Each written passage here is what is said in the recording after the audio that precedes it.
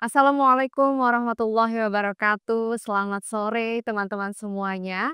Saya Faskia dan selamat datang di ruang tengah persembahan dari cariustad.id.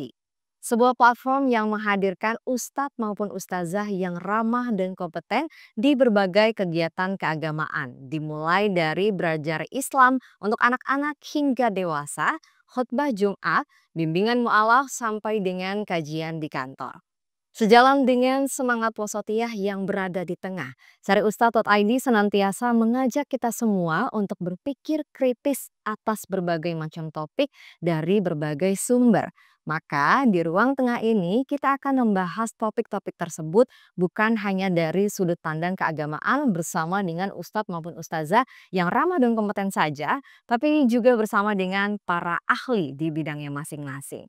Nah, hari ini teman-teman kita akan membahas satu topik bahasan yang sering kali teman-teman tanyakan di fitur Tanya Ustadz pada platform cariustad.id, yaitu mengenai menghidupkan nilai Islam lewat seni. Aku lagi break nih. Puasa ada aja cobaan. Siapin aqua buat nanti buka. Dan untuk membahas ini tentunya sudah hadir dua narasumber yang siap membagikan ilmunya kepada kita semua. Narasumber kita yang pertama yaitu ada Ustadz dari Cari Ustadz dan Dewan Pengawas Syariah Lasnas DPF, Ustadz Saifullah MA. Assalamualaikum warahmatullahi wabarakatuh. Waalaikumsalam warahmatullahi wabarakatuh. Bagaimana kabarnya Ustadz? Sehat? Alhamdulillah, Mbak Iva sehat? Alhamdulillah sehat juga.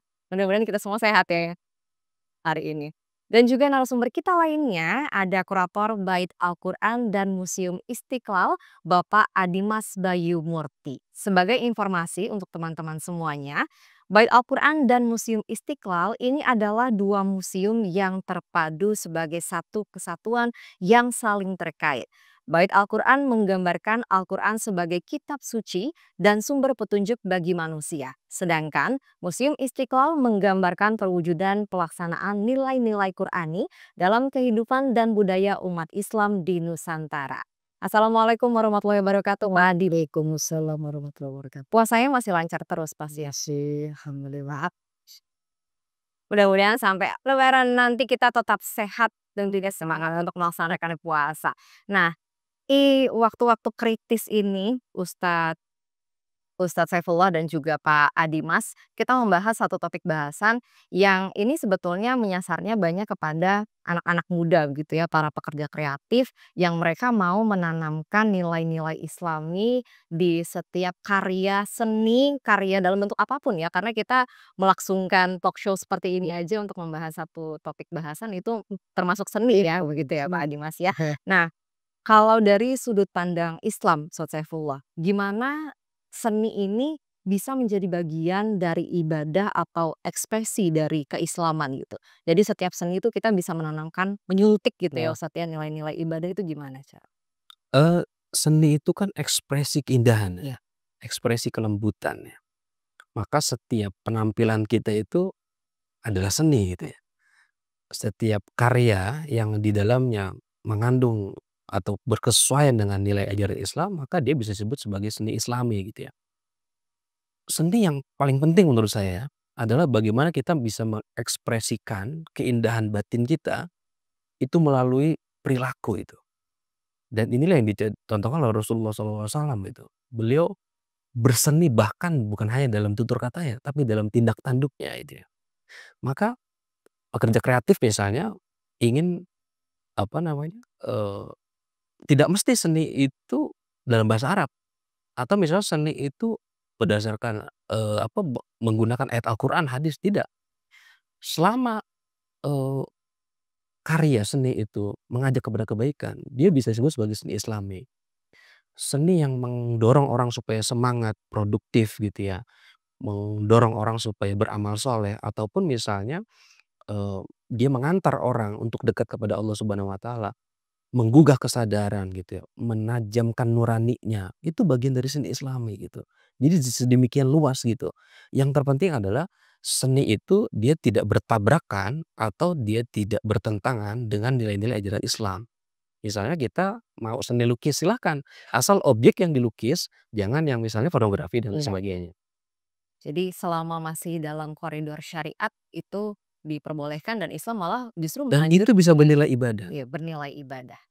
Jadi kalau seandainya kita mungkin pekerja seni seperti ini gitu, saya sebetulnya penggemar Nusa dan Rara. Oh nih, Men Iya, itu menurut saya animasi yang sangat kreatif sekali gimana caranya apa ya, menebarkan nilai-nilai Islam melalui film animasi ini. Nah, Pak Dimas melihat fenomena seperti ini gitu, gimana caranya supaya seni-seni yang seperti ini nih, seni-seni Islam ini bisa terus berkembang tanpa kehilangan esensi dari spiritualitasnya itu? Iya, baik jadi kan, yang pertama ya memang, sekarang dengan kecanggihan teknologi, dengan perkembangan zaman, akhirnya semua orang itu bisa menjadi apa, kreator seni dan juga sekaligus, apa namanya, pelaku dakwah gitu ya.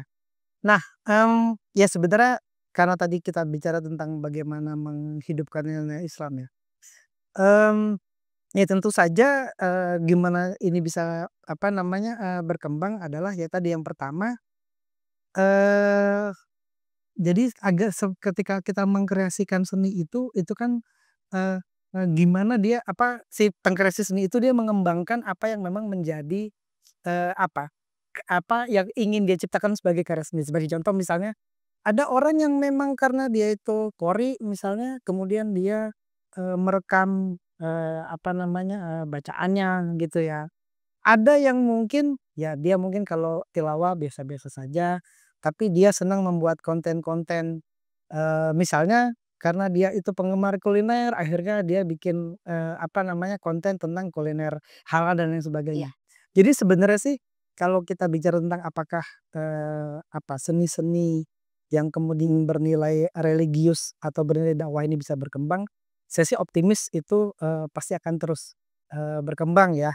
Seperti itu. Nah, kalau berkaitan dengan supaya tidak kehilangan nilai religinya, pada akhirnya kan, kita, untuk apa ya, untuk tadi, bicara religiusitas itu, akhirnya tujuan seninya itu untuk apa, gitu ya. Kalau mungkin secara ilmu komunikasi itu kan, ada orang mungkin membuat karya seni itu hanya untuk sekedar menginformasikan. Misalnya kan tujuannya menginformasikan tentang kuliner halal, tadi saya kasih contoh seperti itu kan sebenarnya mengajak untuk, kalau misalnya mau makan tuh, pilih-pilih loh gitu ya, jangan Iya. sembarangan gitu, itu tuh inform. Tapi ada juga orang yang mungkin membuat karya seni itu untuk justru tadi menggugah, sisi apa, spiritualitasnya, kayak tadi mungkin mungkin misalnya pernah ya, saya tidak ingat namanya siapa, ada orang yang nggak menyangka, tampilannya tuh rambutnya gimbal, Iya. nah, kan juga nggak boleh nyebut. Tapi kemudian ada video yang ternyata merekam ketika dia mimpin sholat itu, bacaannya ternyata bacaan Qur'annya ternyata luar biasa gitu ya.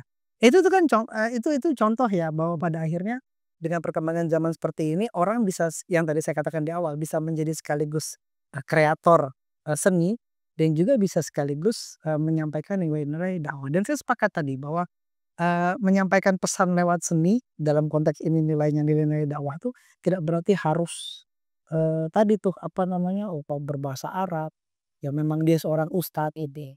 Satu tadi sedikit kebetulan karena saya dari background Muslim Istiqlal ya, dulu ada festival Istiqlal namanya, tahun 91 dan tahun 95, itu salah satu di antara yang ditampilkan di situ adalah seni, seni rupa. Dan yang menjadi pesertanya itu, justru banyak dari kalangan seniman, memang seniman-seniman yang mungkin sehari-harinya kita tidak melihat mereka sebagai sosok yang, ya tadi Pak Ustadz gitu Iya, ya. iya. Dan unik-unik tuh mungkin seni rupa, seperti bikin patung tapi kemudian temanya ada alif lam mim, gitu ya. Terus kemudian ada bikin bentuk daun daun surga, ya tentu ini nggak diartikan secara literal ya bahwa itu. Tapi itulah tadi, ekspresi dan sekaligus apa namanya, untuk menggugah, tadi ya spiritualitas, keislaman mungkin orang yang menikmati, maupun spiritualitas sebagai orang yang menciptakan, seni itu. Jadi intinya sih harus tetap relevan ya, Iya Pak harus Dimas ya, relevan gitu. gitu. Dimanfaatkan apapun lininya, kalau sekarang sosial media bisa dikembangkan, ya dikembangkan berdakwah melalui seni bermedia sosial itu gitu ya. Tapi Ustaz Saifullah, untuk menghadapi hal ini, ada nggak yang Ustadz melihat mungkin ya atau dari kacamata Islam gitu dilihat nilai yang mau disampaikan sebetulnya adalah nilai dakwah, tapi ternyata tidak mencerminkan nilai dakwah itu sendiri gitu. Dan kalau seandainya kita mungkin ini dari sudut pandang penikmat seninya ya Ustadz, misalnya kita mau baca buku tentang agama gitu, tapi terus kita lupa nih, kita kita niatnya membaca buku tentang agama ini, niatnya untuk ibadah tapi lewat waktu sholat, itu gimana cara kita nyimbanginnya tuh, Ustadz? Aku lagi break nih. Puasa ada aja cobaan. Siapin aqua buat nanti buka. Seni itu dia menjadi baik ketika kita tidak menaikkan ibadah gitu ya. Jadi kita boleh berkesenian apapun ya jenisnya gitu ya, dalam bentuk apapun, kapanpun, dimanapun, asal kita harus tahu waktu gitu ya. Mana prioritas, mana yang harus kita utamakan gitu ya. Kita misalnya syuting ya, main film, seni peran gitu ya.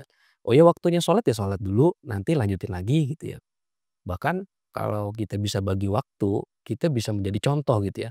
Kenapa public figure itu mendapat perhatian yang besar gitu ya. Karena mereka tampil di layar-layar kaca, di screen-screen kita gitu ya. Dan mereka sebetulnya mungkin bisa lebih populer ketimbang ustadz gitu. Iya. Jadi ketika mereka mampu menampilkan keteladanan yang baik termasuk dalam menjaga keseimbangan antara perannya dan ibadahnya, itu justru dampaknya bisa jauh lebih besar gitu ya. Seperti Muhammad Salah misalnya.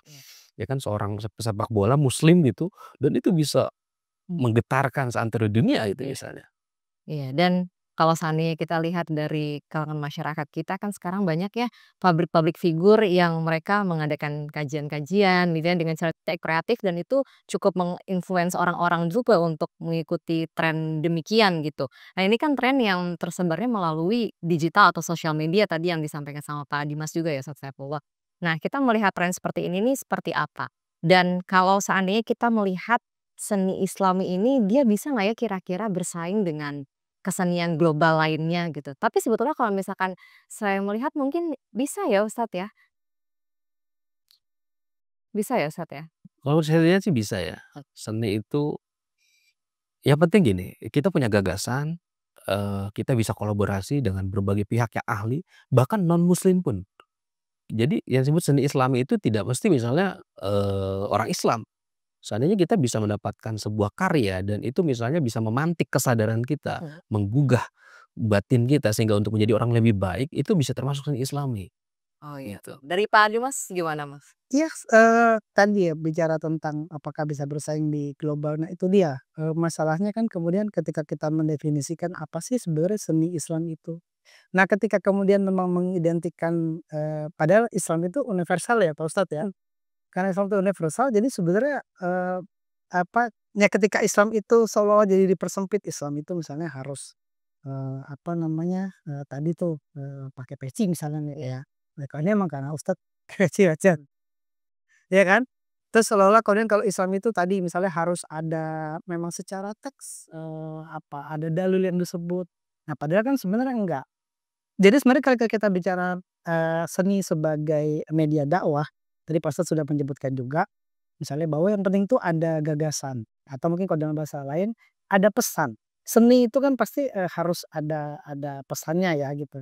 Nah ketika pesannya jelas, maka bisa jadi meskipun secara secara lahiriah gitu, mungkin di karya seni itu, mungkin tadi karena kita bicara banyak di medsos, konten gitu, mungkin tadi ya tidak tidak bukan menampilkan tentang event yang berkaitan dengan, khusus keagamaan dan sebagainya, tapi ketika pesannya itu punya pesan, apa tadi ya, yang secara values itu, dia tanda petik, sejalan dengan nilai-nilai, keagamaan, ya dia, itu adalah, konten, apa namanya, karya seni gitu ya, seperti itu. Jadi sangat sangat sangat sangat bisa kalau menurut saya tadi istilahnya seni Islam itu bersaing, secara global. Tadi banyak dari nyebut apa, Nusa Rara gitu, itu kan juga akhirnya sampai jadi film yang apa namanya, juga, mengglobal ya, seperti itu ya. Jadi saya kira bisa. Saya Ustadz ya, dan juga Pak Dimas. Nah Menanggapi hal ini juga waktu itu sempat sempat viral gitu ya, kalau seandainya Kak Adimas dan juga Ustadz Saifullah tahu ada lagu Gala Bunga Mataharinya Salf Priadi, yang waktu itu ada ustadz akhirnya menguliti bahwa ternyata lirik dari lagu itu tuh mengambil dari kutipan-kutipan ayat Al-Qur'an. Nah, bagaimana kehidupan, setelah kehidupan kita yang sekarang gitu dan lain sebagainya, itu adalah bentuk beribadah melalui seni begitu ya, Ustadz Saifullah dan juga Kak Adimas. Jadi intinya kita harus selalu relevan, karena yang namanya berdakwah itu kita harus mengikuti perkembangan zaman. Dan cara berdakwah itu kan ada banyak sekali ya caranya melalui apapun, dan bagaimana cara kita mendakwahkan itu adalah seni. Dan kalau seandainya kita anak-anak muda, kita harus berpikir kreatif bagaimana caranya supaya kita bisa menyampaikan dakwah atau nilai-nilai Islam itu dengan sangat baik melalui hal-hal yang kreatif. Contohnya di era sosial media dan juga di era digital sekarang ini ya. Baik, terima kasih banyak Ustadz Saifullah, terima kasih banyak Pak Adimas. Ini kalau misalkan kita lanjutkan sebetulnya pengulitannya nih bisa lebih dalam lagi nih, tapi kita terbatas waktu. Jadi terima kasih juga untuk teman-teman yang selalu setia untuk menyaksikan Ruang Tengah persembahan dari Cari Ustadz.id. Dan jangan lupa untuk nantikan episode-episode menarik lainnya di Ruang Tengah persembahan dari Cari Ustadz.id. Akhir kata saya Iva Askia dan juga dua narasumber kita pamit undur diri. Selamat sore, selamat berburu takjil. Assalamualaikum warahmatullahi wabarakatuh. Waalaikumsalam warahmatullahi